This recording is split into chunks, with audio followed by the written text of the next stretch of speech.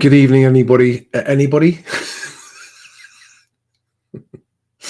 I've had my brain fried by being with my children all day to give their mother a day off on Mother's Day.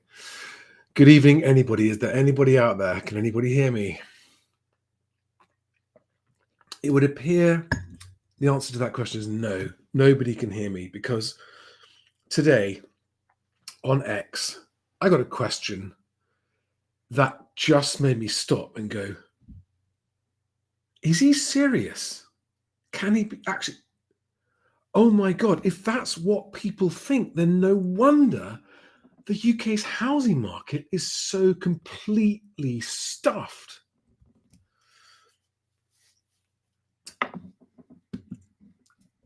I'm going to get straight into it. So I put a post on X this morning, which I will share with you here. And I've linked to everything I'm going to show you. I've got 3 links below. One of them is to this post on X. One of them is to the Rightmove house price index. And one of them is to the best agent house price index, because this is a really important point for anyone who wants to understand what's happening with house prices, or to try to, because it's not easy. This is a really important point I want everyone to understand. So important. Just share the screen with you. So I put a post up this morning saying, let me just make sure it's on the screen so you can see it. And I did a screenshot of Bloomberg's homepage this morning saying, I could have sworn we just went into recession, but I must be confused. Apparently, the economy is rebounding. And this is a relatively new follower of mine. I don't really know much about him. And his name is Tarzan. He calls himself Tarzan Trader One. So I've said, I must be confused. Apparently, the economy is rebounding, to which he replies, exactly. So stop spouting rubbish about house prices. You are so fundamentally wrong. Stop misleading your followers and start being impartial. Okay. So I said, I'm literally the only impartial commentator there is on house prices. Sorry if you don't like it. And he then says, impartial, going against all statistics. Not sure that makes you impartial. I thought, hang on a second. Is he seriously suggesting that you just never question statistics? You just accept them and go, hey, here are the stats. That's fact. No question at all. So that's the point at which I looked at his profile. And he calls himself, do your own research and make your own choices, he says, which, that's encouraging. But what he should have added is, unless it's about statistics, in which case, don't question them at all. Anyway, we go on, and I said to him, impartiality is questioning the establishment narrative and not accepting it without question. Wake up. Statistics isn't questioning, he said. That's where you're going wrong. I know that's what you think. You think you mustn't question statistics. That's where you're going wrong. Question everything, including me, I said. Mate, you don't question anything. You simply set the narrative you want to be true. House prices falling, and that simply isn't true. And I said, I question the house price indices and the medium questioning reporting of them, to which he replied, and this is where I actually made me sort of spurt my tea out through my nostrils. Why would you question, for example, Rightmove's house price data? Okay, if you've been watching my channel for a long time, you'll know why that made me spit my tea out through my nose laughing. But then listen to what he says, and I want to just understand the mindset of this chap, who I'm assuming this isn't a wind-up, by the way. I'm assuming he's not a troll. And for those of you saying, Charlie, you're not supposed to engage with the trolls anymore, let's just assume he's not the troll. Let's give him the benefit of the doubt and assume he actually believes what he's saying here. And look at what it means about why people are so easily misled about house prices. He goes on to say, why would you question, for example, Rightmove's house price data? That literally cannot be manipulated. Now, that's probably the most naive statement I think I've ever heard about house price indices, and is demonstrably and factually wrong on several levels. I'm not going to go into those right now. He goes on, yes, houses might go for under asking, but it's all relative. And with so much data, basically every house in the UK, you're getting the best possible picture. Okay, so he clearly has now just proved he doesn't understand how the Rightmove house price index is comprised. I now want to quickly skip over to Rightmove's house price tab, although something's just gone very wrong with it.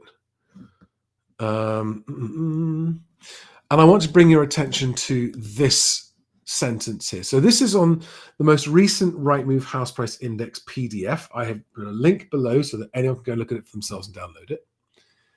And I quote,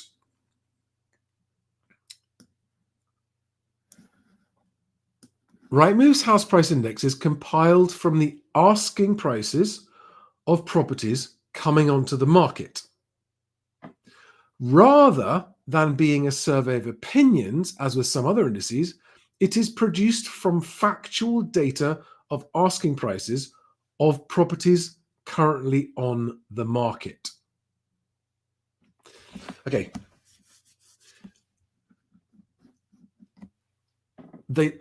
Good point here is that they do confirm that it is compiled from the asking prices of properties. And I'm about to go and explain to you why. And sorry for all of those who've seen this before and seen me do this before, but I've got a lot of new followers, and I need to reassert this on a regular basis. So it is asking prices only, not sold prices. And of course, in all the headlines, people talk about Rightmove house prices and think, oh, house prices are house prices, therefore that's what they're selling for. And that's the first assumption people make wrongly.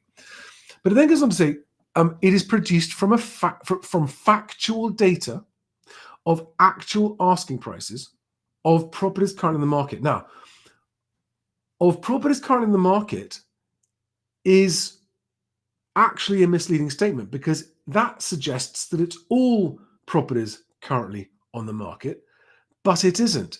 It's only made up of newly listed properties. Now, their price, just for comparison purposes here, is 362,000 is the average new seller asking price. 362,000. Let's just remember that, and we'll come back to that in a minute. Now, I don't even know where to begin with this, because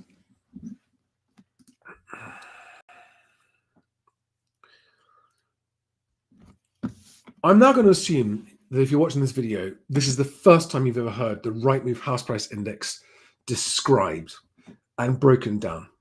So let me just give you the facts first of all, which you can verify by going and looking at the PDF that I've linked to below. Each month, when Rightmove reports its house price index, it is based on not all properties on the market, nowhere near. It's based on only the newest properties that were listed in that last month period, okay? And it only includes their initial listing price. And for those properties that then drop their asking price after 2 weeks and they've had no viewings, it doesn't include those reductions. It excludes those reductions. It only is calculated from their initial listing asking price.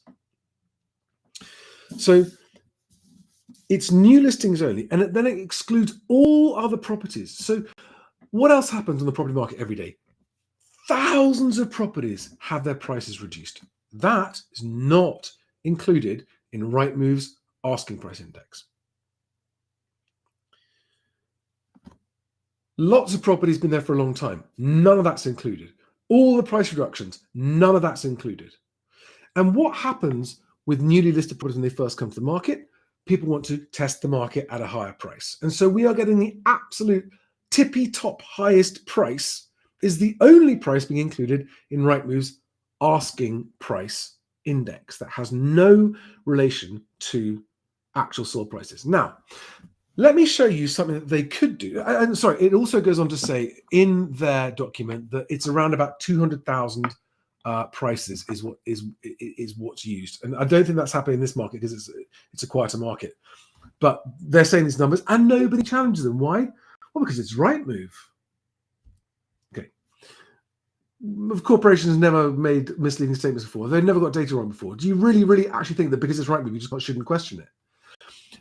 Are you really someone who actually just blindly trusts corporations? And I don't mean that they're being intentionally dishonest. I'm saying that they could be making mistakes. Maybe this is out-of-date data. No one updated it. Anyway, never mind. So I'm now going to show you the most recent readout on the Best Agent. And Best Agent is my property website. And we find 100% of properties for sale and to let that are publicly listed in England and Wales. And this is just England's data. And I want you to look at this because I really want to draw your attention to two things. That second line there, the for sale line, is the only data that Rightmove takes its prices from because it's initial listing prices before the prices are reduced and before the properties go under offer. And I'd like you to look at the difference between that line and the line above it, which is also asking prices, not sold prices, but for properties that have had a sale agreed, or at least publicly, that's what they are saying.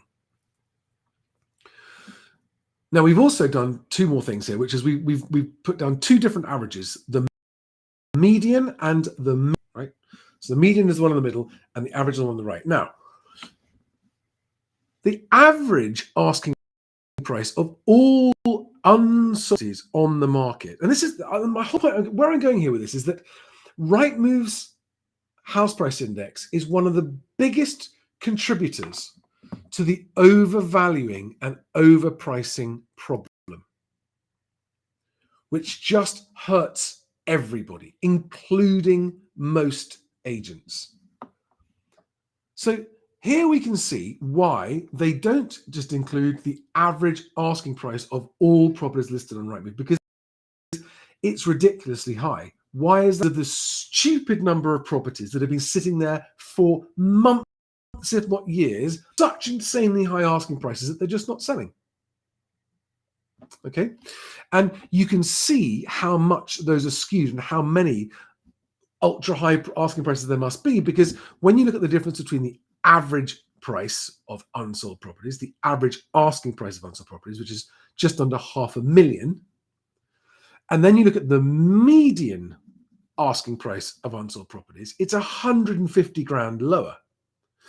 And this is one reason why I would say to Rightmove, why don't you use the median? Americans use the American house price indices use the median. The median is closer to what's actually happened. The median is a more indicative, truthful representation of what's happened in the house. But why don't you use it? Because their clients want them to keep on pumping how high house prices are as a narrative. Not just their clients, but also a lot of the lenders that they work with as well. So this is, and again, these two prices here are the prices of all the properties that nobody's buying, right?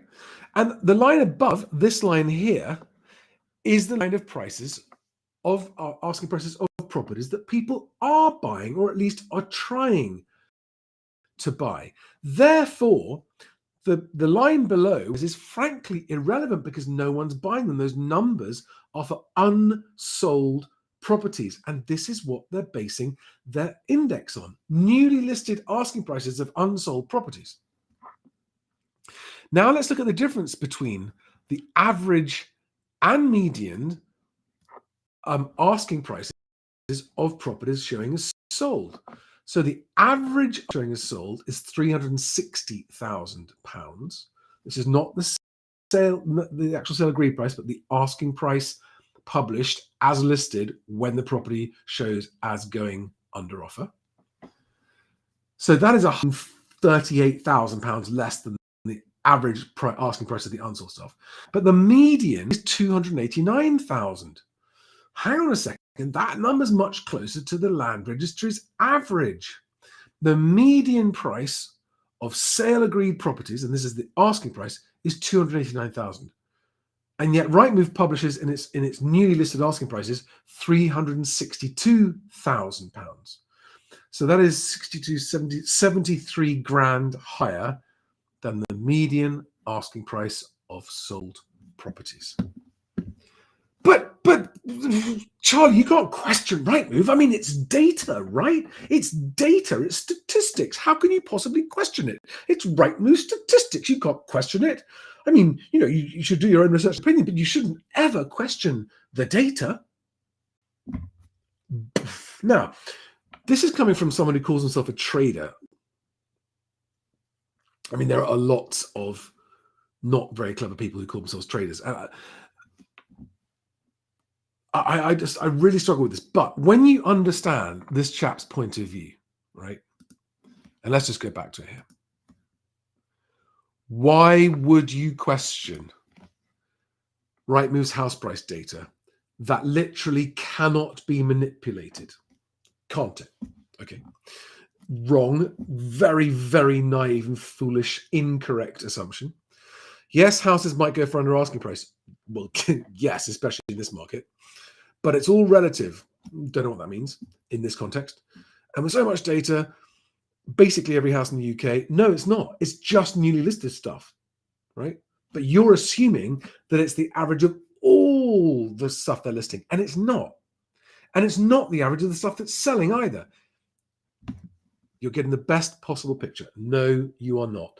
Now, the real problem with this is that ordinary home movers who don't pay attention to the detail of the house price indices and understanding how they're compiled and just see the headlines and see the BBC and the Guardian and the Bloomberg is reporting, this parroting these press releases from lenders indices all the time. They are just going, oh, okay, all right, well, they're all saying it. I mean, all these big publications and these big corporations, these big banks are all saying the same thing, so it must be okay, right? And so when they see Rightmove's house price index, they don't question it. And this allows the worst overvaluing sharks to support their overvaluing by using Rightmove's overvalued house price index. And this leads all of those sellers that you can see on Rightmove with their properties sitting there for months on end, not going under offer. It leads all of those sellers straight into the jaws of the shark estate agents who sign them up to long sole agency contracts by saying, yeah, we can definitely get you 360 grand for your 280 grand house. Because Rightmove says so, and they're Rightmove, right? And just like Tarzan geezer on X goes, you can't question that. Oh, right, okay, all right, okay, well, we'll sign up to you then and sign up a 6-month sole agency agreement and sit there not selling our house. And in our mind, we're going to spend the money that you're telling us our house is worth, and then we're not going to be able to move. And you, Mr. Stupid overvaluing estate agent, are going to have actually talked yourself out of getting a fee because we can't move and we won't move at such a disappointing real price after you set our expectations so high. So the point is this: the Rightmove house price index. I am not questioning the numbers in the house price index. I'm not suggesting that Rightmove isn't presenting us with the actual initial asking prices of newly listed homes. I'm saying that because it is the asking prices of newly listed homes, excluding reductions and excluding all the other stuff that's on the market and excluding all the other reductions, it is highly misleading. And gullible Tarzan on X is walking proof or tweeting proof that people buy this shit. They just lap it up. And I won't go into the details of it now, but I will just tell you that this exact problem is one of the biggest, if not the largest, contributing factor to how stagnant the UK housing market is. Rightmove doesn't care because Rightmove's income stays the same no matter how many transactions there are, because Rightmove charges estate agents a very eye-wateringly high monthly advertising subscription. And last year in 2023, when estate agents' revenues for sales dropped between 20 and 30%, Rightmove put its prices up by about 15%. Doesn't care.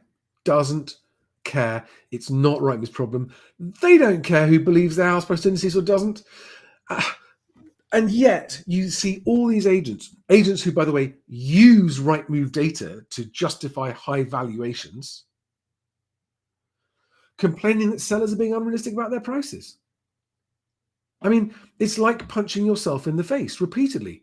It's like shooting yourself in the foot as an agent. You've got to all stop using asking price indices as evidence of what house prices are doing. Right. That's a 20-minute rant on that. I think I'm going to shut up now. I didn't think there'd be anyone up at 11:30 on a school night, on a Sunday night, but hello. Hello, everybody. Nearly 500 of you. Mr. Beats, Adam S. Philip. I wonder if Tarzan Boy is actually is watching this. Right. So do we? Craig Wood asks, if Rightmove don't include reduced prices in the index, do they therefore keep the original asking prices in the index? Yes, they do. That's one of the points I tried to make.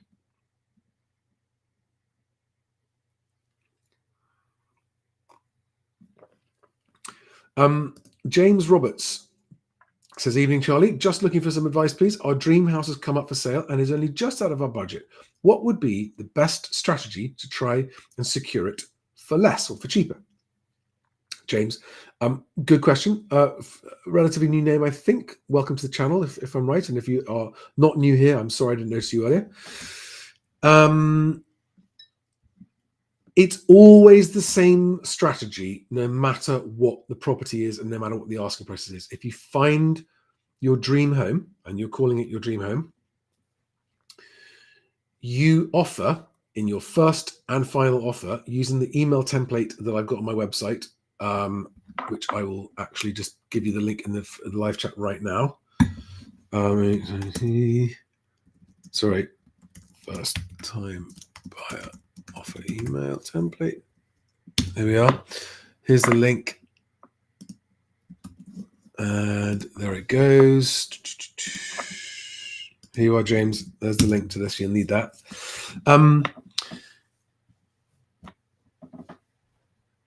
If you're buying a home because you want to live in it, the number one mistake most people make is not offering their best and final offer first and then missing out on someone else, which is why I always say, if it's a home you love and you fall in love with it, you make your best offer as your first and final offer, and it's the price above which you will not go.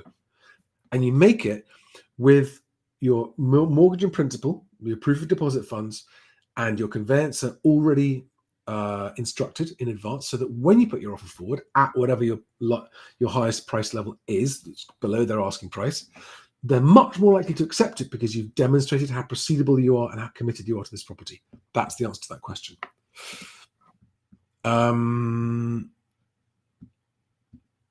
Do we have any other questions?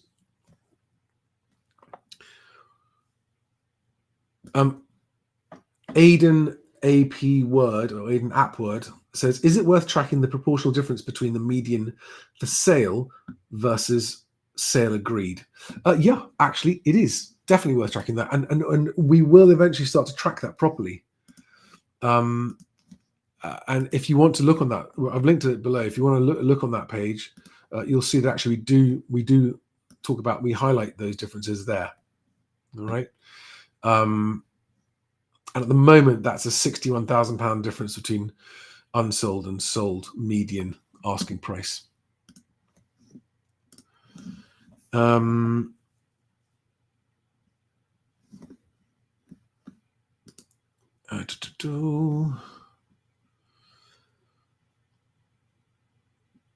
no, was my internet bad again? Sorry guys, I just seen it was. Is it okay now?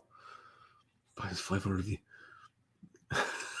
Have you got a good picture now? I'm using a really, really high quality camera, and I did have very, very fast internet, 90 megabytes per second upload when I started this live stream.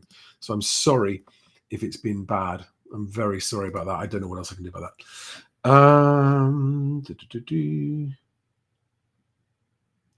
Wow. I haven't checked this myself, but Aidan Atwood says TN6 land registry 2023 average 571, 2024 average 413, a drop of 27%. Hello. Just an anecdote. I realise that, but yeah, very interesting. Guff moves straight again. Yeah. Tony Tea Cake says, I take my hat off to you, Charlie. You're great at exposing these corporate sharks. Thank you, Tony. That's what I'm here trying to do. James Roberts, if you are new here, please go look at my videos about how to offer. Right, go through my YouTube channel and find the how to offer videos where I go into it in detail and in depth and in length. Because if you get it right, it's life changing. You get your dream home. Adam S asks, does the land registry produce price trends only using average sold prices rather than median? Good question, Adam. The land registry doesn't use the average or the median. The land registry it's very late. The land registry uses a mix adjusted, weighted, hedonically regressed number that they call an average, but it isn't any form of average at all. And it also contains estimates where they try to work out what the average property is. And it's a blend of detached and semi and terraced and flats. And it's not any one of those things. It's this notional, theoretical property that somehow covers all four of those property types, even when some of them are going up and some of them are going down. And it calls it an average, but it's not an average. Whereas the Rightmove number, to my knowledge, is not hedonically regressed. It is an average. I don't know, because they don't publish their exact calculation methodology. But the best agent one, I publish at the bottom of the page exactly what we do and don't do with those numbers. Transparent with it. Next question. No, I haven't got a nice graph of my figures yet. Too early for that at the moment.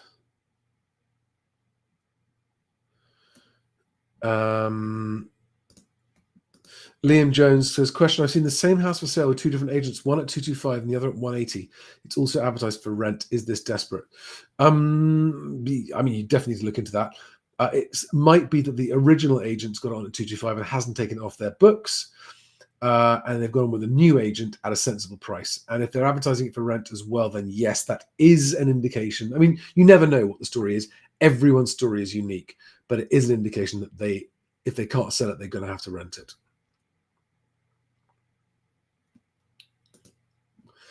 AM says, what does hedonically regressed mean in layman's terms? Good question. I think the best way to answer that question is to say hedonically regressed makes sure that it can't be described in layman's terms.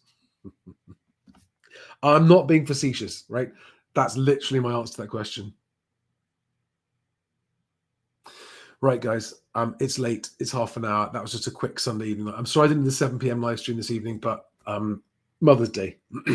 I will see you soon. Lots more coming soon. Lots of more guests coming soon on the channel. Thanks for watching. See you on the next one.